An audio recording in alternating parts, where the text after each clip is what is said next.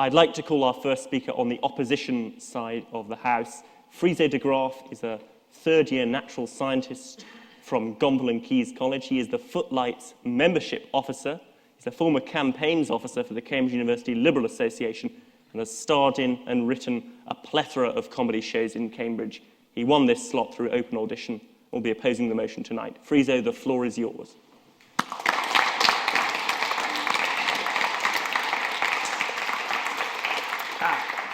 Right, hello, hi, this is on? Can we hear me? Fantastic, we can all hear me. So I'm delighted, as I'm sure you are, that I'm here, to debate this auspicious motion. This House believes the Cambridge Footlights have ruined comedy. It's quite a weighty matter. I think it's quite important. I think it implies, firstly, that comedy is ruined, and I think that's true. I think if you look at comedy, it's fucked. It's deeply screwed. We're not going to spend any more time dealing with why it actually is. It is screwed. But then we decide what next. Should we decide to fix it? Should we decide to try and make it better? No. I think much like the current Labour Party, we decide on who to blame, and I think it's very opportune that the proposition have decided to blame the Cambridge Footlights. But I think there is someone or something much more insidious at play here that we can blame. I think we're all being a bit too nice. What we're seeing in light entertainment is the late-nightization of comedy. You see it in the success stories of modern comedy, the Jimmy Fallons and James Cordens of this world. The people who used to write jokes, make people laugh, who now sit behind desks and giggle like maniacs when some half-baked celebrity tells a story about a meaningless anecdote about meeting another celebrity somewhere else. I mean, if this is the state of light entertainment at the moment, no wonder Terry Jones decided it was time to move on. Now, I know what you're all thinking. Friso, you can't be serious. We're being too nice to each other. What, do you want us to start bullying each other now? Is that what you're arguing? Well, I'm glad you mentioned that. Because I'd like to tell you a story of how I started in comedy. I started, much like I'm sure many of you did, not standing here on the Union stage, but telling little jokes to my friends in third period RE, trying to elicit a giggle from the teacher when she wasn't looking. And why did I do all of this? Was it out of a sense of altruism? A desire to bring joy to the joyless? No. No, I did this out of fear. Because I was scared. Because school is a scary, scary place, and when you have no discernible skills, you've got to do something to stand out. Now, I was not big enough to be on the rugby team, nor was I smart enough to earn my teacher's respect and thus protection. I wasn't cool enough to deal in hard drugs. I had to make by with making people laugh. I remember the first time I stood on stage, the first time I realized that laughter could be a force for protection. It was a school talent competition, and I was 12 years old. Now, when I was 12, I was gangly and awkward, my voice hasn't yet broken, but at the same time, I was still 6'3", so just sort of imagine that. And I had two friends who were 4'5", respectively, and they decided to enter into this talent show.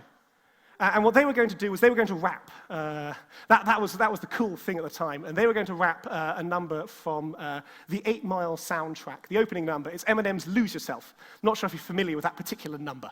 It's quite catchy. Now, I'm not a rap person. I think that's the right term. I'm not particularly au fait with the genre. And I said this to my friends. I said, I want to take part, but I'm not sure how well I'll do. And they looked at me and they said, Friso, don't worry. Just come in on the chorus, just learn the chorus. We'll do the verse. And then you come in the chorus, we got this. I was like, okay, I can do this. So the night of the school talent show rocks around. I'm there in my Abercrombie and Fitch hoodie, drawn the hood over my head, and my two friends start rapping. Their weedy little voices out of a crowd of 600. There's vomit on his sweater already, mum, spaghetti, nose, coming. That's going on. A subtle beat track, dum, dum, dum, dum, dum, dum, dum. And I'm listening in the background, and I'm going, this is not working. I've got to do something to make this work. So I think when the chorus comes around, I'm going to hit them so hard. I'm going to basically make the crowd come alive.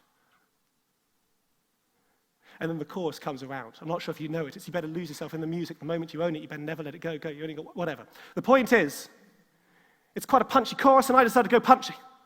I basically started screaming it at this point. My fellow bandmates, they fell silent. The crowd fell silent. And then halfway through the chorus, I also fell silent because I hadn't learnt all of the words to Eminem's Lose Yourself. And in this moment, the crowd did, much like you did, they turned and they laughed. And I pulled that Abercrombie & Fitch hoodie over my head. I drew the strings close, and I ran at my head. Point of information. Yes? Sorry to interrupt, but out of interest, what is your favorite Eminem song? I don't know any other than Lose Yourself. A flaw in his arguments, ladies and gentlemen. Fair. The next day at school, there was a particularly scary boy in my year called George Parker. He was 6'3". He had some Russian blood in him. He was absolutely fucking mental. He was later kicked out of the school for, I like to imagine he was kicked out of the school because of his horrendous bullying, but actually he was kicked out of the school because he drew a knife on someone because he thought he'd taken some of the ecstasy from his ecstasy stash that he was keeping in the school locker. This is the sort of man that we're dealing with. And the next day he walked up to me and I thought, oh shit, I'm gonna lose a kidney. But instead he comes up to me and was like, hey, Friso, do the rap again. And I did it, and he laughed. And I was like, this is my way out. And then over the next months, I started realizing this was my way out, my escape. I started doing physical comedy, pratfalls. Whenever he'd walk down the corridor, I'd see him come and I'd throw myself into a door. Classic comedy. And more importantly, kept him off my back. And then beyond that, I started telling stories, because once you start telling stories, you don't have to hurt yourself, at least not physically. And then I started telling stories that would make him laugh, stories of my pain, stories of schemes and madcap adventures that had gone horrifically wrong, because, well, I was like me, and, adventures with girls and things never really worked out. So a huge wealth of material for George Parker to play on. Like this one time, there was this girl, Lucy Moores. She was gorgeous. She was half French, but couldn't speak the language. She'd, that summer, been on holiday to Italy. She'd picked up a boyfriend, but he was no longer on the scene. I'd never had anyone on the scene. The fact that she'd both had someone on the scene and then he'd left it, very exciting. And I was convinced that this girl, she was the girl of my dreams, and I was going to ask her out. But how do you ask out a girl this attractive? Well, you look to movies. What are the men in movies doing? They're leaning on things. They're chewing. They're talking in very slow accents. And that was my way in. I bought a 12-pack of polos, and I was set. All around school, I was just chewing. Girls love a man who can masticate. Everyone knows that. All day long, I was masticating. In the school halls, chewing on them polos. I got a bit nervous, so I sort of stopped eating. But the day beforehand, I was like, I need a plan. I need a game plan. What am I going to do? I'm going to carbo load. That's right. I called up my mum. I was like, hey, Mum, how you doing? Boil me a big pan of pasta. This is the plan. This is what I need. I need a lot of carbs, a lot of energy. The day before, I was going to ask her out. The morning before, I bulked up on porridge, that slow-release energy. She was going to look at me and go, oh, Friso, you've got such a slow-release glow about you. I was like, yeah, wouldn't you like to know? The problem is, when I get a bit stressed, my stomach gets a little bit upset. And it turns out to carbo load when you haven't been eating properly beforehand doesn't do wonders for your stomach. It also turns out that polos are a mild laxative, something I didn't quite realize until I dunked about 12 packets that morning just to make sure my breath was fresh and minty in case we ever did kiss. So to cut a long story short, I shat myself when I tried to ask her out. It was quite a bad story, but needless to say, it made George Parker laugh. And so I was safe. And as I went on, I realized I was telling these stories, but George Parker wasn't there anymore. He'd left. He'd been kicked out because of the knife incident.